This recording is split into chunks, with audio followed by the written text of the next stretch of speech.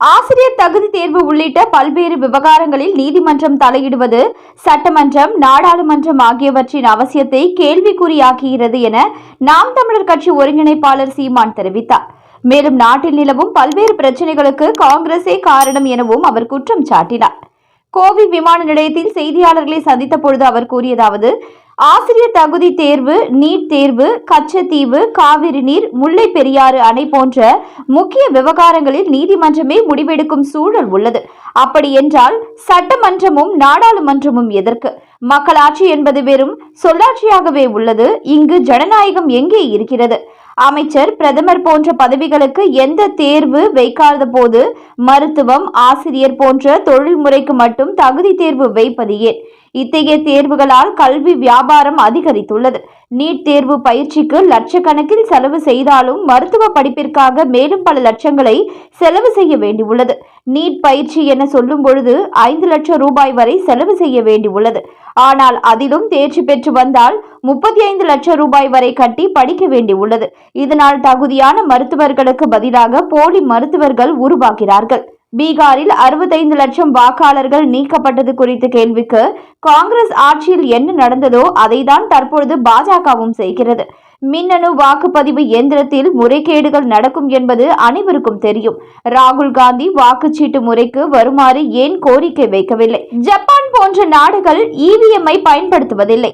வங்கதேசம், Nigeria, India என 3 நாடுகள் தான் இதை பயன்படுத்துகின்றன.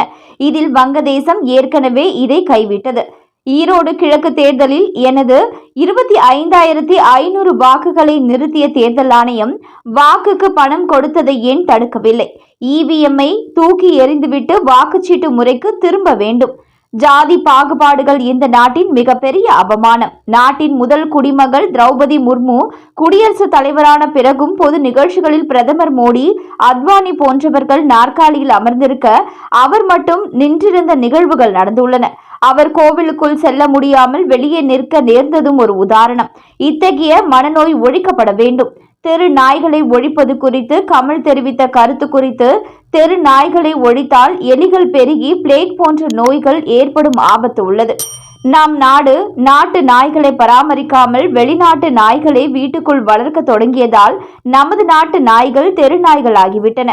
முறையாக பராமரித்து தடுப்பூசி செலுத்துவதன் மூலம் இந்த பிரச்சனையை தீர்க்கலாம். ஏழையை ஒழிக்க ஏழைகளை கொன்றுவிட முடியுமா? அதேபோல் தெரு நாய்களை முற்றிலுமாக ஒழிக்கக்கூடாது.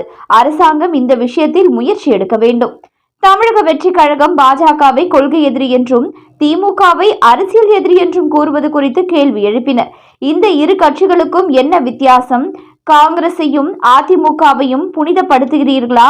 கச்சத்தீவு, நீட் தேர்வு போன்ற பிரச்சனைகளை கொண்டு வந்ததே காங்கிரஸ் கட்சிதான். தமிழின படுகொலைக்கு காரணமான காங்கிரஸை அவர்கள் கண்டிக்காதது ஏன்?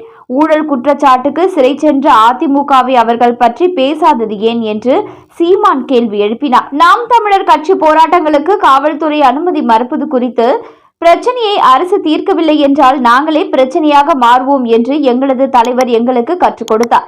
1 லட்சம் போராட்டங்களுக்கு அனுமதி கொடுத்துள்ளதாக கூறும் அரசு 1 லட்சம் பிரச்சனைகளை வைத்துள்ளது என்றே பொருள். மக்கள் அழைக்கும் போது நாங்கள் களத்தில் நிற்போம் என்று கூறினார். மேலும் இது போன்ற முக்கிய செய்திகளை உடனுக்குடன் நீங்க தெரிஞ்சுக்கணும்னா நியூஸ் இன்ஃபோ தமிழ் சேனலை சப்ஸ்கிரைப் பண்ணிக்கோங்க. உடனுக்குடன் அப்டேட்ஸ்க்கு பெல் பட்டனை கிளிக் பண்ணிக்கோங்க.